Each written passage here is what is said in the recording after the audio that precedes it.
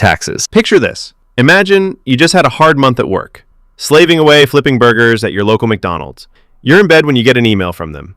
It says you've been paid $2,000, but your bank account only gets $1,456. You scroll down the stub. Federal income tax, state tax, Social Security, Medicare. This is the modern ritual of giving away a chunk of your money to invisible forces, and they expect you to say thank you. Here's the deal. Taxes are the cost of civilization. You pay, the government builds roads, funds schools, makes sure your favorite taco truck isn't infested with rats, and sends billion-dollar missiles to places you've never been. But there are different types of taxes. Income tax, which hits the money you make. Sales tax, which hits the money you spend. Capital gains tax, which hits the money your investments made while you were asleep. The government takes a little bit of every dollar. Nearly everyone also pays Social Security tax and Medicare tax. Basically, Social Security tax is like the government forcing you to save for your retirement. They force you to save money now, and you get it paid back to you over time when you retire. Medicare, however, is a health insurance tax that goes to supporting older people or people with serious health issues. Now comes filing your taxes. Oh boy, the government knows how much you owe, but it makes you guess. How cool. If you're right, no worries. But if you're wrong, you're cooked. When it comes to actually paying taxes, some people pay every few months. Some people pay yearly. And then there's those people that don't pay at all and end up in documentaries. I get that taxes are annoying, but it's not all bad. Countries with higher tax rates generally have a higher quality of life all round. Banks. So, you walk into a bank, hand the cashier your money, they count it, smile, and tell you it will be added to your account. You walk out and think, great, now it's sitting in a vault somewhere, being guarded by a dragon. But in reality, that money's already gone. Most people think of banks like a big safe with only one job, guarding people's money. But in reality, they are just a middleman or a matchmaker for financial transactions. When you deposited that $1,000, the bank took $900 of it and gave it to someone who wants to buy a jet ski. That system is called fractional reserve banking, which basically relies on the idea that they only actually need to keep a fraction of the money on hand because not everyone is going to show up at the same time asking to withdraw 100% of their account. That is, unless it's 2008, of course, when people lined up to withdraw the entirety of their account, which caused the entire system to crumble. Banks make money by lending your money at a higher interest rate than they are giving you. That's really it. You're the supply of money, and the person borrowing is the demand. The banks entice you to deposit your money because of a few reasons. It's much easier and more convenient to spend on a card or transfer than carrying around cash all the time. They are literally paying you to hold your money with them in the form of interest. It is much safer to keep your money in a bank than in a shoebox in your room. In the US, most banks are insured up to $250,000 per person, meaning no matter what, the government assures you that your money, up to $250K, is safe. Interest. Imagine you borrow $1,000. You have to pay back $1,280. Why? Because of interest. Interest is money's way of charging rent to exist in someone else's hands. When you borrow, interest is the price tag for using someone else's cash. When you lend or save, interest is the reward for being patient and boring. There are two main types. Simple interest is like, here's a flat fee, thanks for playing. Compound interest is, every dollar I gave you now has clones, and they also want rent. Let's say you owe 20% interest on a credit card. You miss a payment. Now your interest is earning interest. Soon, your $12 burrito turns into a $50 regret. On the flip side, investing at 7% annual compound interest, that's your money duplicating itself like a cheat code. $100 becomes $200, then $400. Then one day you wake up and you're old, rich, and a little smug about it. This is why interest is the silent engine behind both wealth and debt. In loans, it's the slow burn that turns small mistakes into financial fires. In investments, it's the time bomb that turns small gains into massive wins. So what's the hack? If you're paying interest, kill it fast. If you're earning interest, let it sit, feed it, and give it time. Interest is either your worst enemy or your best unpaid employee. The choice is in who's collecting it. Inflation. Okay, so you bought a bag of chips. Open it up, and it looks like it's already been half eaten. You check what you paid, 30% higher than last time. Then you realize you've just been hit by inflation. Inflation is what happens when money slowly gets less valuable over time. Not overnight, not with fireworks, just a slow erosion. Your $5 bill, still technically $5, but it buys less instant noodles, less gas, and doesn't actually have as much value as it did before. So what actually causes it? Sometimes people just have too much money. Everyone's got cash, and they all want to spend it on the same stuff.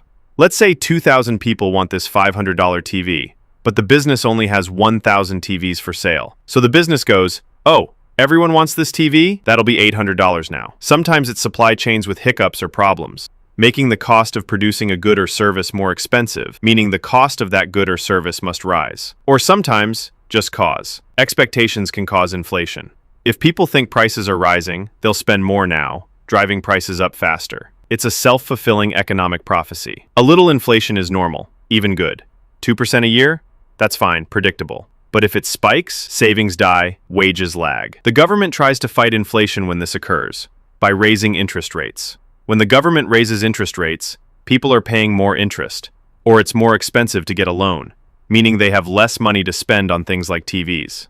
This causes a reduction in the amount of spending, pretty much cooling off the economy. Recessions. A recession is when the economy decreases for at least 2 quarters or 6 months in simple terms. One day you're fine, you've got a job, bills are paid, you might even be planning a trip with the family, but suddenly there's layoffs, the stock market's only going down.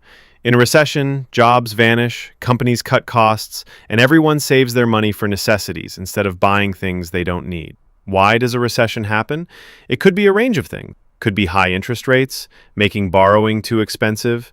Could be a global crisis, war, pandemic, rogue container ship. Could just be the economic cycle doing what it does best. Boom, peak, bust, reset. Think of the economy as a party. In the boom phase, everyone's dancing, drinks are flowing. But eventually, the lights flicker, reality hits, someone checks their bank account, and suddenly, the DJ's playing sad lo-fi beats about corporate downsizing. Recessions aren't forever, they're resets, painful ones. Governments might lower interest rates, send out stimulus, or just hope people start buying overpriced coffee again. Eventually, spending returns, businesses rebuild, growth resumes, but not without scars. Credit scores. A credit score is a shadowy algorithm that knows your name, your past, and how many times you paid your credit card late in college. A 3-digit number that decides whether you get a house, a car, or a soul-crushing 27% interest rate on your new TV. This number isn't about wealth. It's about trust. Lenders want to know, if I give this person money, will they actually pay me back? The score has a range from 300 to 850. Below 580? You're a walking red flag. Over 750? You're sparkling with adult credibility. Most people? Stuck somewhere between 640 and 790. How is a credit score calculated? Payment history. Do you pay on time? This is the big one. Credit utilization. How much credit are you using versus how much you could? Credit age. How long you've had accounts. Credit mix. Cards, loans, mortgages. Variety helps. New credit. Too many recent applications? All of these things are the ways it is calculated. But to actually increase your score, you have to make the required payments on each of your loans before you enter the late period. If you enter the late period, your score decreases. Your credit score is like a pet dog. Ignore it, and it poops all over your life. Take care of it, and someday it might help you buy a house. It's not about being good with money. It's about looking good to lenders. You can have 0 debt and still have a trash score if you don't have a credit history. So yes, the game is rigged. But if you learn the rules, you can rig it back. Currency, or money. The weird part about currency and or money is that it's actually not real. Humans have developed money in order to make the world better. Money makes trading easier, makes it easier to build systems and to organize society. In saying that, there is no more legitimacy between a dollar bill and a Bitcoin. People believe a dollar bill has more legitimacy, and maybe it does, for now, but only because people believe it does. The same can be said for a dollar bill and a stick.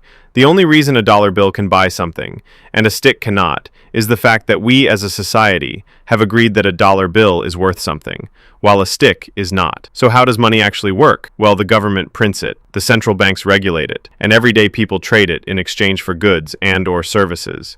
The reason the banks have to regulate it is because if the government prints too much, then inflation kicks in, and everyone's money becomes monopoly money. If the banks make it so there is too little money, no one can afford to live. Currency, or money, is a social construct built on a shared belief and trust. Investing.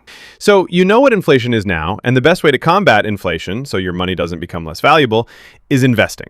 Investing is what happens when your money stops sitting around and starts working for you. Instead of trading your time for money, you're trading money for more money. The problem is there is risk involved. What can you actually buy?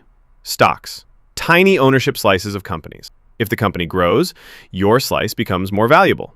Bonds. Basically, you loan money to a government or company, and they pay you back with interest. Funds. Collections of stocks and bonds so you don't have to play financial games one by one. Real estate. Property you hope someone else pays to live in. forever. Of course, there are other things, but they are considered the main ones. Investing isn't about being lucky. It's about being early, diversified, and patient. Most wealthy people didn't win the lottery.